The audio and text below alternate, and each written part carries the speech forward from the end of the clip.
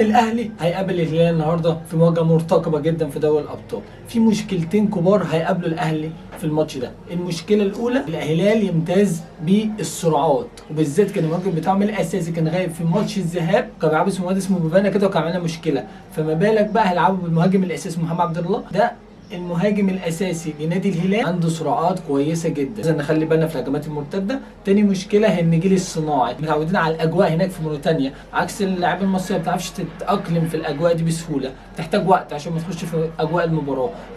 والنجيل الصناعي دايما بيعرقل اللعيبه المهاريه، اللعيبه المهاريه ما بتعرفش تلعب كويس على النجيل الصناعي عكس النجيل الطبيعي. والنجيل الصناعي بيسرع الكره اكتر، فبالنسبه لها هيبقى ميزه اكبر في السرعات اللي عندهم في الخط الامامي، بالذات بعد رجوع المهاجم الاساسي ليهم اللي يمتاز بالسرعات كويس جدا جدا جدا. تحت في الكومنت، هل شايف ان الاهلي هيقدر يعدي بالمباراه النهارده، هيقدر يكسب ولا هيتعادل ولا لا قدر الله ياخد دوري ابطال؟ تحت